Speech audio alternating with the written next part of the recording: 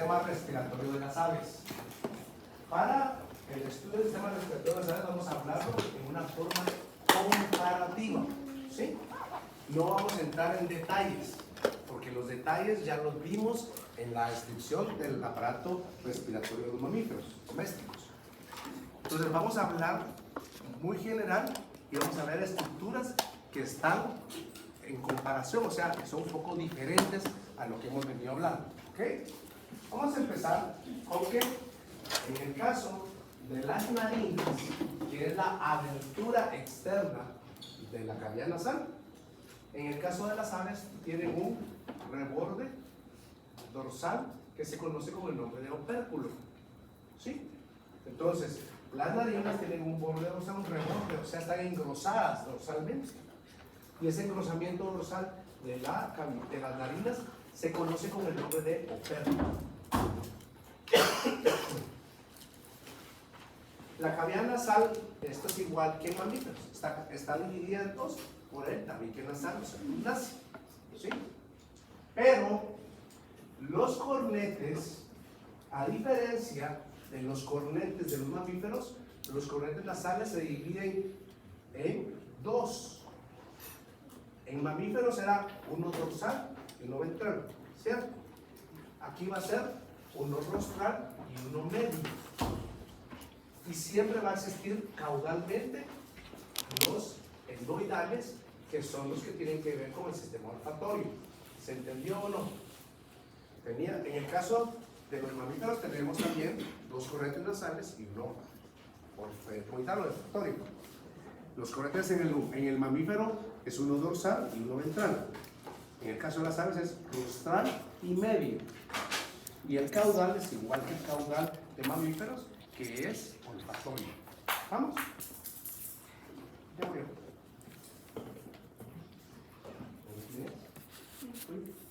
Ok. El paráfuro, en el caso de las aves, tiene una comunicación con la cavidad nasal, lo que se conoce con el nombre de paladar hendido. ¿Han escuchado esto alguna vez? ¿Paladar hendido? No hay nada. ¿Sí? ¿Lo han escuchado? ¿Qué es? Es una abertura en el paladar. ¿En qué lo han escuchado? Los niños. ¿Y qué le pasa a los niños que tienen paladar hendido? No puede. ¿Y conocen algo asociado al paladar hendido en humanos? Recio. Tiene un labio leporino. El labio leporino. ¿Han visto los niños que nacen con el labio leporino, que es una incisión aquí? Y muchas veces tiene que ver con el paladar. Y se llama keilos latos palatos quisis, ¿verdad? Keilos viene del paladar, del labio. Latos palatos quisis, que viene de una vez la parte caudal del labio y el paladar. Muchas veces tanto hueso, ¿verdad? Y en el caso del humano, como también se da en perros, es una condición congénita, ¿ya? En perros se puede ver perfectamente. Muchas veces en razas como el bulldog inglés, que es una raza pues, bien parida, ¿verdad? Entonces, muchas veces nacen los perritos, se hace una cesárea siempre, y de repente se comunican porque uno de los cachorros está más chiquito que todos los locos, y muchas veces empiezan a sacar como burbujitas de leche por la nariz. ¿Verdad? No siempre solo es eso, ¿verdad? Pero uno viene, si revisa uno la boca, hay que revisar paladar, porque a veces la causa es que tiene paladar hendido. En el caso de las aves, esta no es una anormalidad, sino es algo que está presente siempre. ¿Ya? Perdón. Paladar blando no existe en las aves. ¿Ya? Por lo tanto, no va a haber una nasofaringe, sino que es orofaringe. ¿Por qué? Porque si se recuerdan, la nasofaringe es dorsal, la orofaringe es ventral y luego se une en la laringofaringe.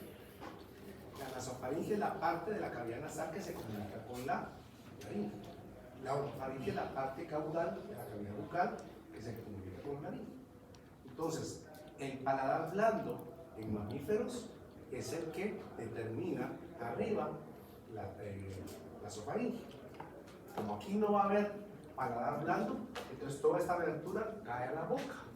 Eso lo va a terminar por orofaringe. ¿Está claro? Ok. Ahí podemos ver, ¿verdad? Y aquí vamos a ver ahorita la parte de la laringe. ¿Cuántos cartílagos tiene la laringe de los mamíferos? ¿Cuántos cartílagos? 4. Vamos, porque es que lo acabamos de ver. ¿Sí?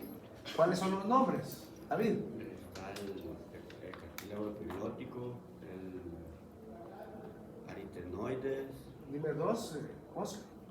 Que no sean esos. El tiroideo y el cricoide.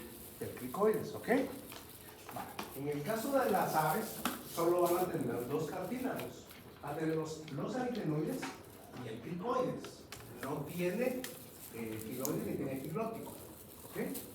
Entonces, los aritenoides, que son estos que tienen el montículo laringe y la abertura, son par y constituyen el límite rosal de la laringe.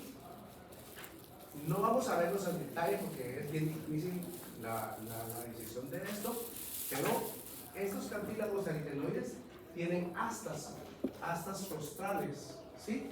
Y caudales. ¿A qué suena eso? Al tiroides. Al cartílago tiroides de los mamíferos. Entonces prácticamente estos aritenoides como que fueran antes también como que tuvieran ahí el tiroides, ¿verdad? Por esas características. Pero son aritenoides. Y luego está el cartílago cricoides, que es más caudal, que está acá, que está formado por 4 láminas. Es como una cajita, ¿sí? No es un anillo como en el caso de los mamíferos. Aquí son 2 láminas, pero 4 láminas que van a ser una dorsal y una ventral y 2 láminas laterales como una cajita. Y están caudales a esta abertura.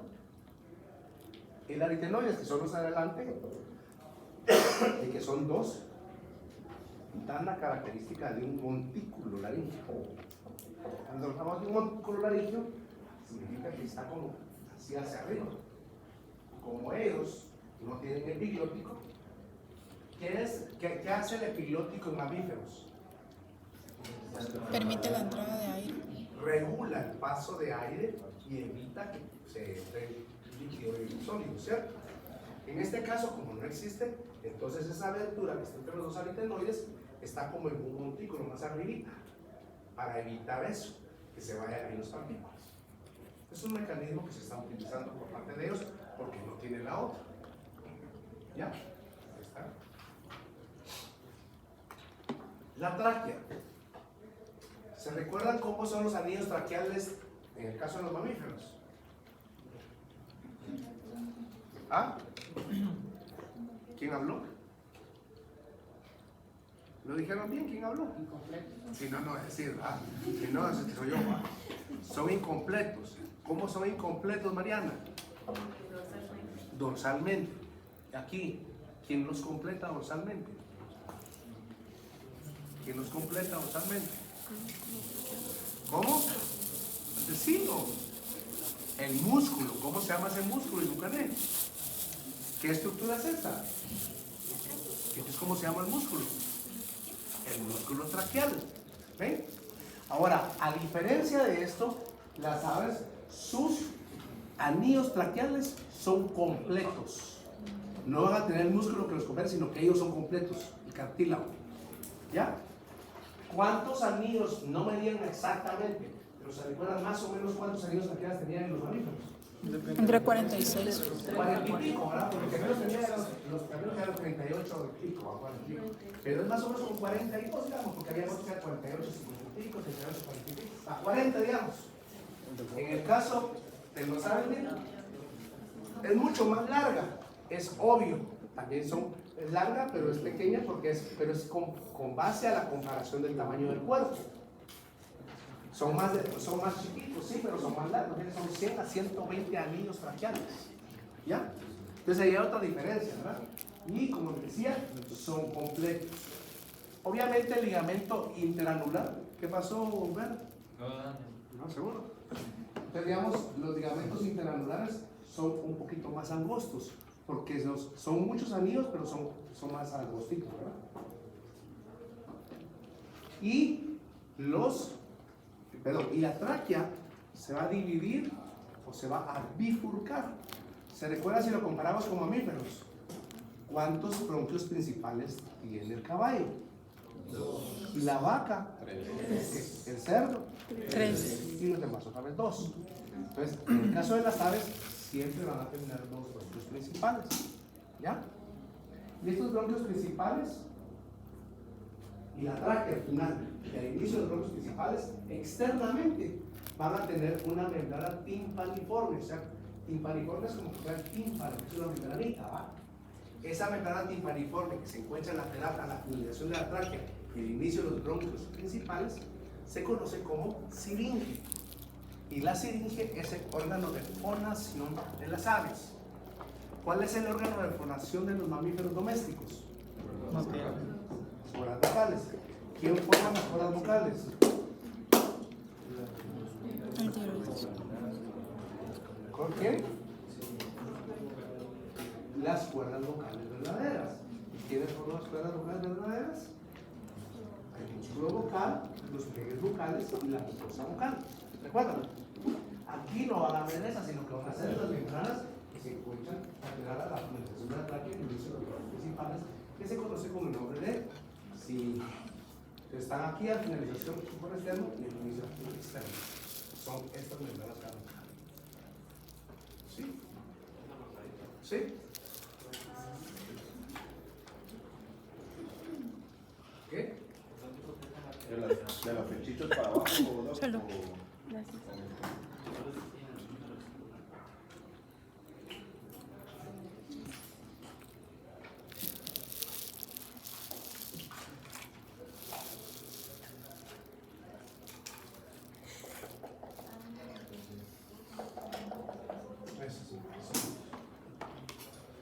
Están finalizando la tráquea lateralmente y el inicio de los bronquios principales lateralmente. ¿Sí? Más o menos sería esta parte. ¿Ok? ¿Se usen?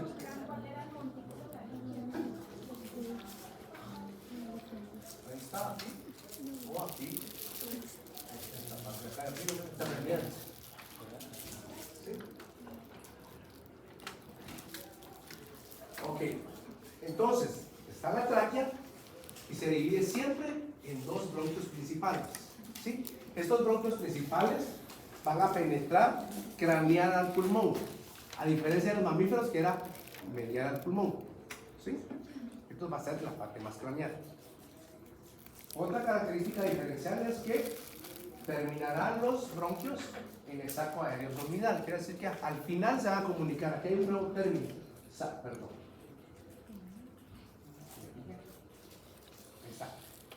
Vamos a ver, hay un nuevo término que se llama saco aéreo, que son membranas que vamos a ver. ¿Por qué? Porque dentro de la fisiología de la respiración de las aves, vamos a ver que los pulmones no se contraen ni se dilatan, ¿verdad? Sino que el aire va a pasar a través de ellos, luego sigue a unas membranas, nosotros aéreos, y a nivel de los huesos. ¿Ok? Entonces tenemos saco aéreo. Pues tenemos 2 bronquios principales. De los 2 bronquios principales se van a dividir en 40-50 bronquios secundarios. ¿Ya? De 40-50 bronquios secundarios. Estos bronquios secundarios van a ser series mediales y laterales. Tenemos bronquio principal, bronquio secundario medial y lateral. Y tanto los mediales y laterales van a ser dorsales y ventrales. Ya los vamos a ver en una esquemita que les hago para que se entienda un poco mejor. En los bronquios ventrales, mediales y laterales se van a comunicar con los sacos aéreos. ¿Ya? Esos son los que tienen comunicación con los sacos aéreos. Tanto los mediales y laterales y ventrales. Y los bronquios secundarios al final se van a dividir en bronquios terciarios o peribronquios. Estos bronquios terciarios o peribronquios es lo que en el mamífero serían los bronquios alveolares, sacos alveolares y todo lo que se va a llevar a cabo el intercambio de oxígeno y CO2. ¿Me explico? Entonces vean, aquí es el esquema para que entendamos esto que acabo de decir. El bronquio principal se va a dividir en 40-50 bronquios secundarios. ¿Sí? Estos van a ser uno medial y ventral. Perdón, uno medial y uno lateral. ¿Sí? Cada uno de los bronquios secundarios son mediales y laterales. Y los mediales y laterales van a tener medial dorsal, medial ventral, lateral dorsal y lateral ventral. ¿Sí? Vamos. Los ventrales, tanto mediales como laterales, van a ser los que tienen comunicación con los sacos aéreos. ¿Vamos bien? Se va entendiendo un poquito mejor lo que hablamos anteriormente, con un esquema. ¿Ya? Y por último, todos van a terminar en los bronquios terciarios o peribronquios, que es donde se va a llevar a cabo el intercambio de oxígeno y CO2. ¿Quedó claro? Entonces, los bronquios principales se dividen en 40-50 secundarios. ¿Cómo se dividen? En mediales y laterales. Y tanto los mediales como los laterales van a tener dorsales y ventrales. Y los ventrales, tanto laterales como mediales, se dan con los sacos aéreos.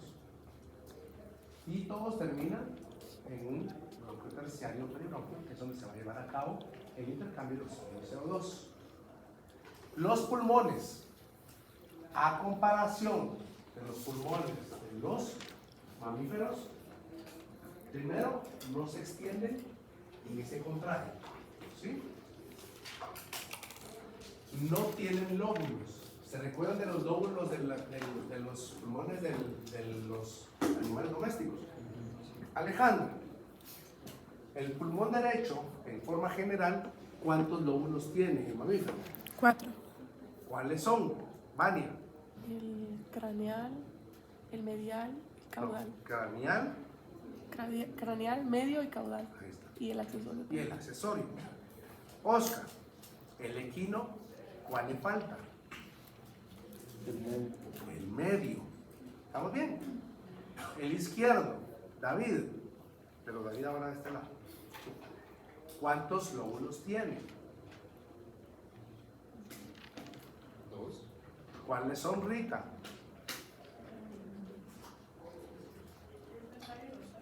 ¿Ah?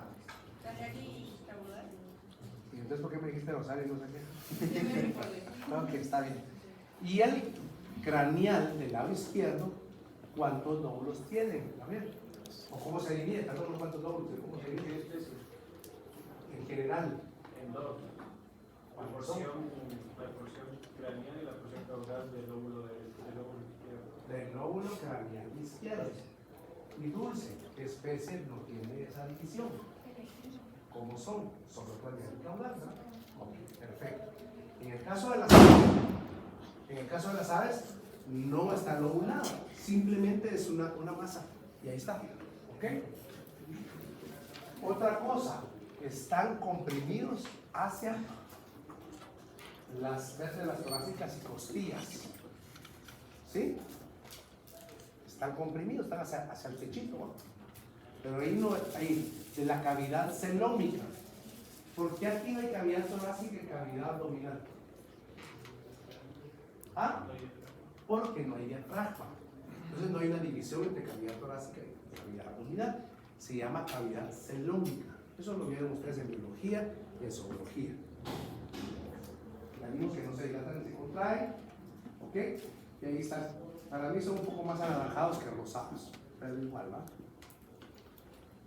Aquí lo miramos aquí. Siempre en el techo de la cavidad celómica. ¿Qué órgano es este? Hígado. ¿Qué órgano es este? Corazoncito. Y si se dan cuenta, hay unas telitas acabadas aquí. Y se dan cuenta que hay otras telas. Como que fueran como tapes, ¿verdad? Por decir algo. Son los sacos aéreos. Entonces los sacos aéreos son estructuras saculares o en forma de bolsa, o pliegues o membranas de paredes finas que conforman parte del sistema bronquial. O sea, estas membranas que están acá son estructuras del aparato respiratorio, complemento de ellas, parte de ellos, que no las tienen los mamíferos. ¿Ya? ¿Sí? Por eso es que es parte del sistema bronquial. ¿Se recuerda cuando hablábamos de los bronquios secundarios? ¿Sí? Que los ventrales se comunicaban con los sacos aéreos. Y se proyectan más allá de los pulmones, porque vamos a ver, allá vamos a terminar esta parte de las aves, vamos a ver que hay diferentes sacos aéreos, se dividen en cervical, clavicular, torácicos craniales, torácicos caudales, abdominales. Entonces, por eso que se proyectan más allá de los pulmones. Y algo bien importante de los sacos aéreos, que son estas membranas, es que se comunican con los huesos. ¿Qué característica tienen los huesos de las aves? Son huecos por dentro, son vacíos. Y por eso se llaman huesos neumáticos. ¿Qué es neumo? Es aire. Entonces quiere decir que como son vacíos por dentro, entra aire. Cuando ustedes están comiendo el hueso de un pollo, casi que lo mastican, es fácil de romper. Dependiendo también de qué tan buenos dientes tienen. ¿Sí? Pero ¿por qué no es bueno darle huesos de pollo a un perro? Son muy quebradizos. ¿Y qué pasa? Que son muy quebradizos. Cuando se quiebran quedan mucho en punta. Ajá, quedan como astillas. Entonces ellas se pueden perforar diferentes órganos, ¿verdad? ¿Por qué? Porque son vacíos por dentro. La razón de que son vacíos por dentro es que por ahí va a pasar el aire y tiene comunicación con los sacos aéreos. Y es la forma de respirar de ellos.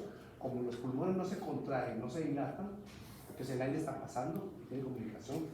Pulmón, saco aéreo, huesos. Pulmón, saco aéreo, huesos. ¿Ya? Para finalizar, vamos a hablar del número de sacos aéreos. ¿Qué va a hacer? Es la aclaración que si ustedes revisan las diferentes anatomías que hay, si son Grossman y todo, y la de Schwartz, que es una específica de aves, puede ser que aquí van a encontrar diferencias con lo que yo les voy a dar. Algunos hablan hasta 11 sacos aéreos. O sea, lo que hacemos nosotros aquí es homogeneizar en cierto modo toda la información, ordenarla y más o menos promediarla para dar algo más sencillo, ¿verdad? ¿Por qué? Porque hay, entre los diferentes autores, hay variación en estas partes, ¿ok? Entonces tenemos si usamos con base a 8 sacos aéreos, el primero que vamos a ver va a ser cervical, a nivel del cuello. Uno clavicular, a nivel más o menos de clavícula y esternón. Y luego tenemos 2 torácicos craneales, 2 torácicos caudales y 2 abdominales. En total, 8. ¿Ok? Ya con la aclaración que les acabo de hacer. ¿De acuerdo? Ahora, el saco aéreo cervical que está en el cuello, como les decía, ¿qué dijimos que eran los sacos aéreos? Eran membranas o formas, son cosas saculares, que es lo mismo de saco, ¿verdad? Que tienen relación con los huesos y tienen relación con los pulmones. Pues veamos, ¿con qué huesos tiene relación el cervical? Con las vértebras cervicales y vértebras torácicas. ¿Ya? El clavicular, que va a estar más aquí abajito, va a tener relación con el esternón y con el húmero. ¿Sí? Los sacos aéreos torácicos craneales van a tener relación con la parte de la axila y con el miembro torácico completo. Los sacos aéreos torácicos caudales van a tener relación con el sinsacro y con el fémur. Y los abdominales renales, los abdominales en general, van a tener el sinsacro, acetábula y fémur. ¿Sí? Entonces, esto es una forma muy general. ¿Por qué? Porque no vamos a dar la fisiología, esa la puede preguntar la fisiología, pero en cierto modo la respiración de las aves se diferencia porque aquí no va a haber esto en los pulmones, sino que para que haya ese intercambio va a ser a través de los sacos aéreos y funciona con la comunicación con los huesos del mundo. ¿Ok? Muy bien. Y solo esta no es mía, pero hay un término que se llama aerosaculitis. Y cuando hablamos de la aerosaculitis nos referimos a la inflamación de los sacos aéreos, porque itis es inflamación, ¿cierto? Entonces va a ver como espumita y a veces van a verse aquí amarillo, y como quesillo. Y ya eso son infecciones, micoplasma y otras enfermedades respiratorias. ¿Ok? Bien, ¿alguna pregunta? Entonces, esa es la parte de esto. Continuamos con nuestro segundo tema.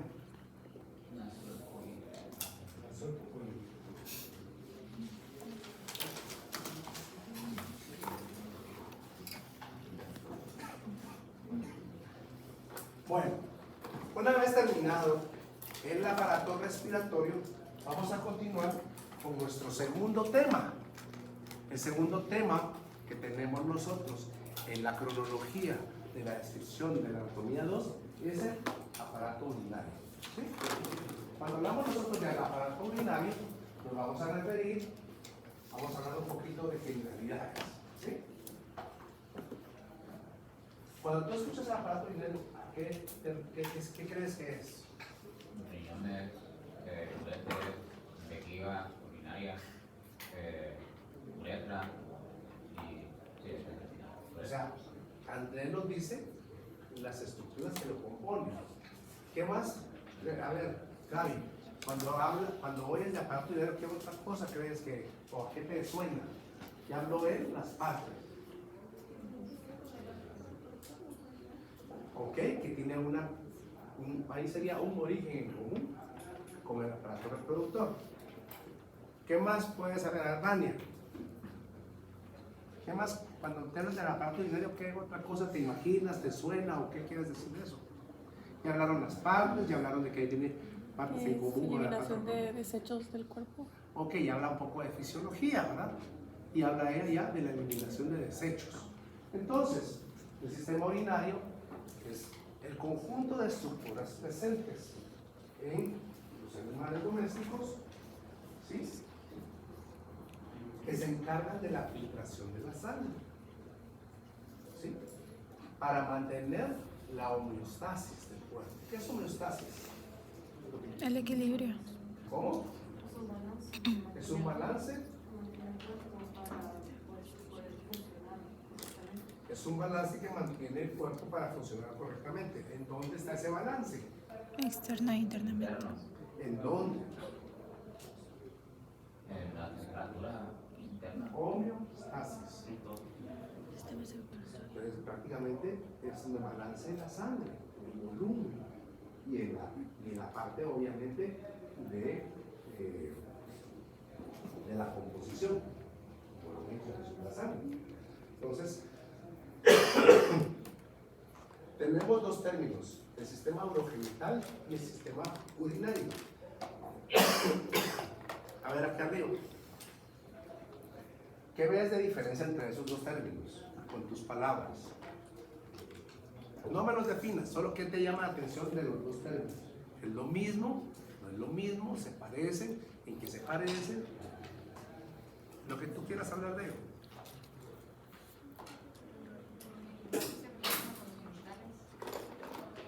¿Y qué son los genitales, David? No, Manuel. Manuel, David está ahí. Y los dos David están ahí. mencionó que son los genitales, son el aparato, está relacionado con el aparato reproductor del Ok, el aparato reproductor, estamos construyendo alguna definición, ¿cierto? Marce, ¿qué más te llama la atención de estos dos términos? Urinario yo veo más como filtración. Okay.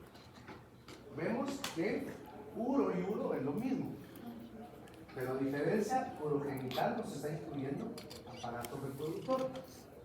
Y lo pongo aquí a propósito, ¿por qué? Porque el desarrollo embrionario del aparato reproductor y el aparato urinario es el mismo. Entonces, cuando se desarrollan, se van diferenciando. Sin embargo, en animales adultos, todavía hay estructuras que se comparten para el aparato reproductor y el aparato urinario. Y es cuando llamamos aparato urogenital. No sé si me entendieron esa parte. En el desarrollo embrionario, pues a partir de la misma estructura, pero ya en el animal adulto, ¿sí?, si tenemos un macho, tenemos acá la vejiga urinaria, ¿sí? Luego la vejiga urinaria termina el cuello de la vejiga y va a empezar la uretra, ¿sí? Y así como lo decías tú en las partes, Si es macho, va a dar la vuelta por el perineo y va a terminar acá en el pene. ¿Sí? Entonces, tenemos los testículos.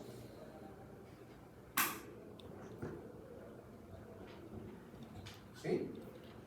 Y producen, tienen aquí los conductos diferentes y van a desembocar acá. ¿En dónde? En la uretra, ¿verdad? Entonces, aparato urinario, que darán los riñones y desembocan acá, en la vejiga urinaria, aquí arribita. ¿Sí? Entonces se produce aquí la orina y se trae acá y sale por acá y sale por acá, ¿cierto? Pero la producción de espermas sale en los conductos diferentes. ¿Y a dónde llegan? A la uretra. Quiere decir que de aquí para acá utilizan la misma vía. O sea, que de esta uretra para acá hasta el final se comparte para el sistema urinario y para el sistema reproductor. ¿Ven? Si hablamos de una hembra, tenemos los ovarios, tenemos los cuerpos uterinos, cuerpo uterino, el cuello uterino. Viene la vagina propiamente dicha, el vestíbulo vaginal y termina en la vulva. ¿Sí? Aquí se producen los óvulos. Van a caer acá, si se fecundan, y aquí nace el cuatío. El cuatío no nace, sino que aquí está prácticamente desarrollándose. Y cuando el cuatío ya está maduro, lo sacan, ¿va? Y se expulsan. ¿Por dónde va a pasar? Va a pasar por acá. Vagina propiamente dicha, vestíbulo vaginal, vulva, y ya sale el cuatro. ¿Verdad? Ya está con nació. Ahora, si tenemos los riñones, ¿sí? Van a producir a la vejiga urinaria, vamos a ver de este lado porque está ventral, y la vejiga urinaria tiene aquí el cuello, la uretra, y va a desembocar acá en el vestíbulo vaginal. Entonces, la orina va a llegar acá y va a salir por acá. Quiere decir que esta porción del vestíbulo vaginal y la vulva son en común para el aparato reproductor y el aparato urinario. O sea que tanto en hembra y macho hay algunos órganos, algunas estructuras anatómicas que se van todavía a compartir entre el sistema reproductor y el sistema urinario. ¿Estamos bien? Y por eso había que hacer la diferenciación entre un aparato urogenital y el aparato urinario. ¿Cierto? Bien. Dentro de las funciones dijimos que va a haber el equilibrio hídrico y electrolítico. Va a haber aquí una homeostasis, va a mantener el equilibrio, el balance del volumen y la composición de la sangre. ¿Por qué? Para que el volumen debe ser uno. Si no hubiera un control y todo lo que produce y se filtra y se orina, estuviéramos orinados constantemente y no hubiera una regulación, nos deshidratamos. Y si los componentes electrolíticos, sodio, calcio, cloro, etcétera, ¿sí? Todos salieron, también se va a desequilibrar. Entonces se eliminan unos, se reabsorben, otros se eliminan definitivamente para mantener ese balance. ¿Y cómo está compuesto el aparato urinario? Como bien lo dijo André: los riñones, los uréteres, la vejiga urinaria y la uretra. ¿Ya? Y van a filtrar la sangre. Hay un término que se conoce como uremia. ¿Qué cree que es uremia? Allá arriba. Trae. ¿Cómo? No. ¿Cómo te llamas? Ana Beatriz. ¿Ah? ¿Ah? Falta de idea. ¿Cómo?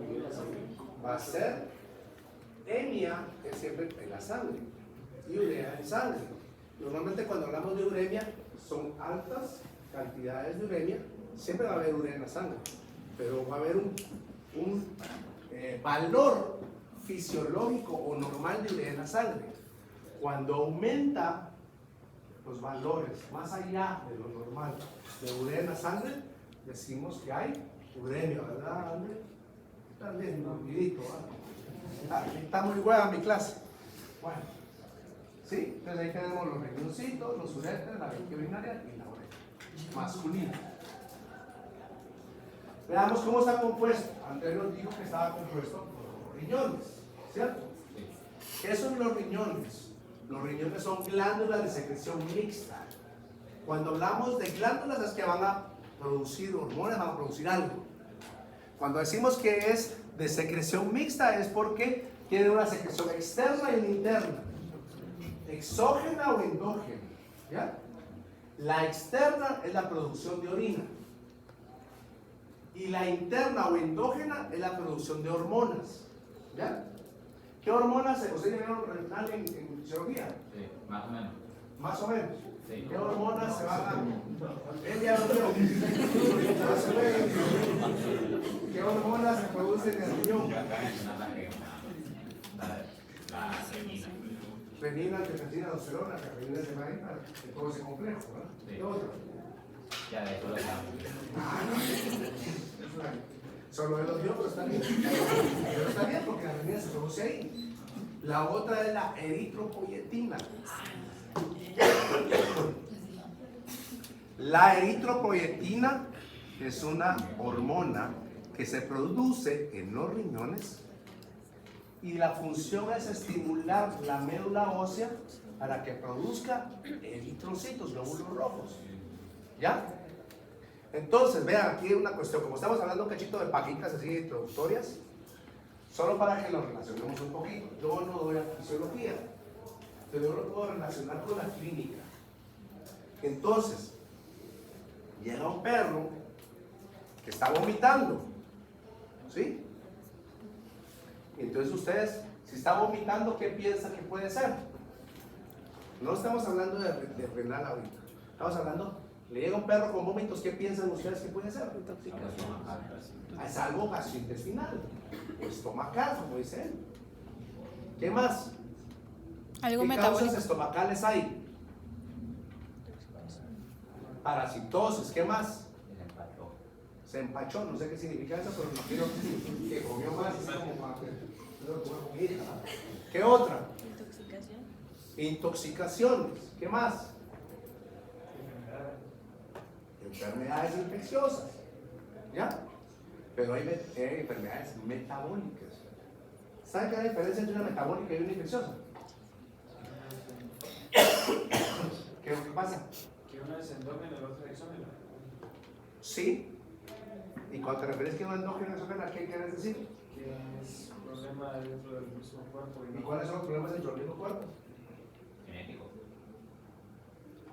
Bueno, sí tienes razón, pero la endógena sería la que está producida por los órganos, o sea, metabólico, algo que está malo con los órganos que tenemos ahí. Infecciosas podría ser exógena, pero al final está afectando también internamente. Que son, infeccioso es que está causado por un agente etiológico, virus, bacteria, hongo, lo que sea, ¿ya? Pero no nos hagamos bolas, solo para irnos aterrizando por qué les estoy hablando de esto. Porque muchos de los vómitos no solo es gastrointestinal. Sí, en la mayoría, porque es lo que normalmente comí algo, me hizo mal y lo he hecho, o aquellos que se fueron y todo eso es un perro que comió algo, se intoxicó, vomita. Pero entre las metabólicas está la uremia. La uremia dijimos que son los valores más altos de los normales de urea en la sangre, ¿sí? Y puede ser dado porque el riñón ya no es capaz de eliminar la urea. Se acumula en la sangre, la uremia, y una de las características cuando hay uremia es que puede llegar a irritar la mucosa gástrica y causar una gastritis urémica. ¿Y cuál es el signo típico de la gastritis? Guaquear, vómitos. Entonces, Una uremia puede causar una gastritis urémica, o sea, puede irritar la mucosa gástrica y causar vómito. Entonces, dentro del listado de causas está la gastritis urémica, ¿ya? Y es por eso. ¿Por qué? Porque entonces, pero fíjese, ahí vamos, pero estamos hablando de la producción de hormonas. Digamos que el riñón se afectó. El riñón ya no puede producir, ya no puede filtrar bien la sangre. El riñón ya no puede eliminar mucha urea. Se dio una uremia, está vomitando. Pero cuando ustedes le hacen exámenes de sangre, hay anemia. ¿Por qué va a haber anemia? Porque hay falta de producción de eritrocitos. A ver, Recio. Porque no hay mucha producción de eritrocitos. ¿Y por qué no hay mucha producción de eritrocitos? Plaquetas. ¿Por qué? Porque no hay eritropoyetina que se está produciendo en los riñones. Dentro de los problemas del riñón, como sus funciones es filtrar, pues está filtrando bien. Ya la urea ya no puede sacar. Pero también, dentro de esa mala función, ya no produce eritropoyetina. Entonces ya no hay quien estimule la médula ósea que produzca glóbulos rojos y entonces ya anemia. ¿Ven cómo se van uniendo todas las cositas? Bueno, sigamos adelante porque esto no es clase de eso. Pero se los doy un poquito para que vean la importancia que tiene, ¿verdad? ¿Okay? ¿Ah? Solo pagan, sí, pero es para que entiendan, son mentiras. Bueno, entonces entre las funciones vimos que tenía la producción de hormonas, tenía la filtración, ¿verdad? Entonces veamos, producción de hormonas, filtra la sangre, entonces la filtración de sangre va a excitar los desechos del metabolismo, la urea y otros, ¿sí? Y reabsorbe electrolitos, algún cloro, algún sodio, algún potasio, lo que sea, lo va todavía a reabsorber para mantener ese equilibrio y no perderlo mucho, ¿verdad? Ahora, como ustedes tienen más chileno porque puedo avanzar más. Bueno, hablando de los riñones, son glándulas de secreción mixta, ¿cierto? ¿Por qué? Porque producen exógena, orina, endógena, hormona, renina y eritropoyetina. Ahora veamos, los riñones también su forma en los animales domésticos varía. ¿Y qué forma tiene esto? Vean, como de un frijol, que es la forma típica del riñón. En perros y gatos, en rumiantes pequeños. En cerdos también tiene forma de frijol, pero son más aplanaditos dorsoventralmente. En el caso del caballo, ¿qué forma tiene? De corazón. De corazón. O sea que este 14, si no tiene que regalarle a la novia o al novio, le puede regalar un riñón de decoradito, de anitio, forma de corazoncito, ¿no? Y es un regalo bien característico de un estudiante veterinario. Te quiero con el riñón de aquí, ¿no? No, porque se lo pueden dar fresco, entonces lo van a abrir. Depende de los gustos. O le filtras ahí un poquito de aroma. Bueno, y en el caso de las vacas, no los rumiantes pequeños, vacas, porque los rumiantes pequeños se parecen a estos.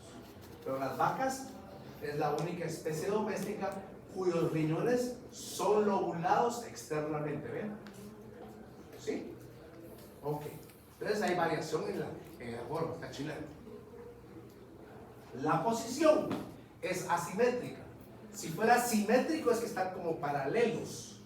Pero aquí es asimétrica, porque en todas las especies, con excepción del cerdo, el riñón derecho es más craneal. ¿Sí? Como boxeador izquierdo, ahora sí, como boxeador izquierdo. El boxeador izquierdo, no.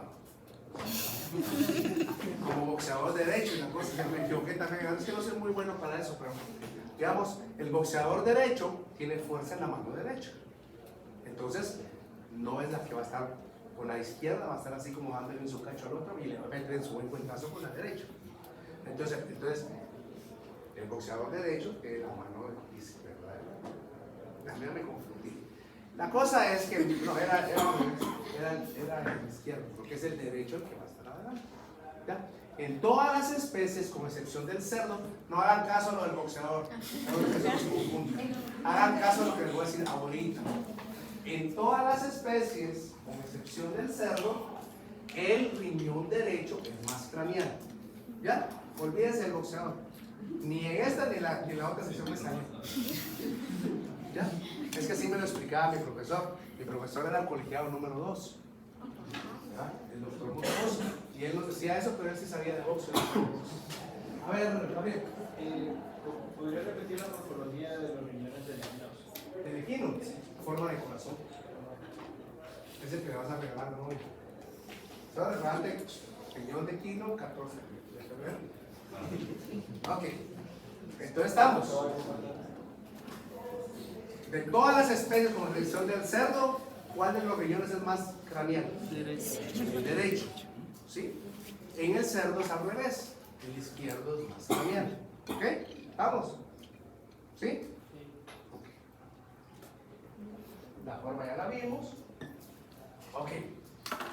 Según lo que vimos ahorita, muy sencillamente, en cuanto a la forma, ¿de qué especie es el riñón que está en Cerdo. pantalla? De vaca. ¿Por qué? Porque tiene lobulaciones externas. De todas las especies domésticas, no de las demás. Es el único que es lobulado externamente. ¿Okay? Este otro, vea, tiene forma de frijol. Esta tiene forma de corazón. Entonces este es de carnívoro o de carbohidrato. Este es de un caballo. Y por lo general, la grasa del caballo es amarillenta. No te parece mucho el corazón, pero cuando lo veas vas a ver que se parece el corazón. Ya te vi la carita. ¿Ok? Bueno. Vean. Ese es un típico riñón de perro. ¿Por qué es de perro? La forma. ¿Y la otra? Porque dice la dirección. ¿Ok? ¿Qué riñón en el perro es más craneal? Derecho. Y del lado derecho del plano medio, ¿qué órgano está hacia el lado derecho, plano medio y craneal en todas las especies? El hígado. ¿Ya? Cuando nosotros miramos, ustedes pueden examinar un perrito y del lado derecho, atrás de la costilla, no debe palparse el hígado. Pero si se palpa, es porque está inflamadito, porque está dentro de las costillas. ¿Se recuerdan aquello que hablábamos del tórax interno y externo, todo ese rollo? Desde el lado derecho, por dentro de las costillas, está el hígado. Si lo podemos sentir y palpar, es que está inflamado. Lo que dice que es un elo que está ahí desde el hígado. Pero sí es algo porque es un lóbulo. Pero O sea, aquí falta la demás parte. está de color. Creo que es un color como, tal vez tenía mucha sangre, ¿verdad? Cuando uno se descubre la sangre. Ahora, ¿por qué está esta aquí? Porque el riñón derecho es más craneal y se empotra o se presiona en el hígado. Y el óvulo caudal derecho, lateral derecho, perdón, del hígado, presenta la impresión renal. Quiere decir que cuando yo quito el riñón de ahí, le queda la formita del riñón ahí, en el hígado. Es la impresión renal del hígado. Derecho. Estamos hablando de perro. Y el perro tiene más craneal. Para hacer... ¿Ah? Esta vista es central, porque lo vimos por acá. El techo es el que está en el suelo, él está boca arriba. Pero la imagen está así o... Allá la cabeza. Esta caudal. Y la ventana es lo que venimos y dorsal es lo que está al otro lado. Yo te pongo a vos y te pongo boca arriba. Te abro. Te abro acá. ¿Qué superficie voy a ver primero? superficie ventral. Como a ver izquierdo. No importa el lado. Estoy hablando de superficie. Pero soy izquierdo, pero el hígado está al derecho. Está al lado derecho. No, está bien. Mira, pues aquí está la línea media. Línea alta. Craneal caudal. Ya. Así. A la izquierda, a la derecha. Y el lado derecho. Bueno.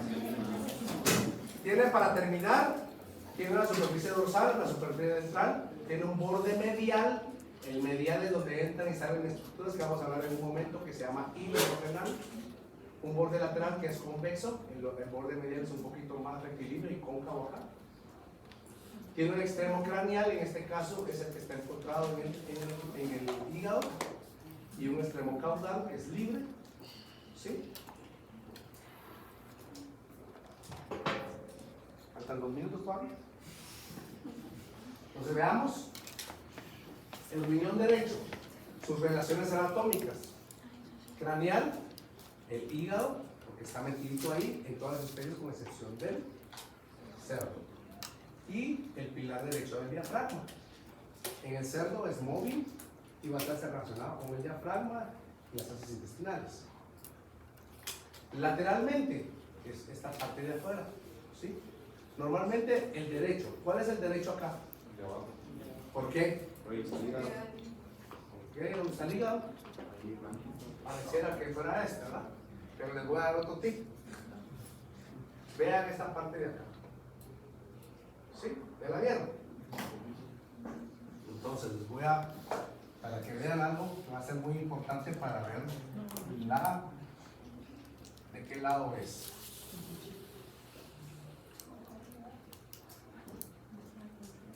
Tenemos los negros.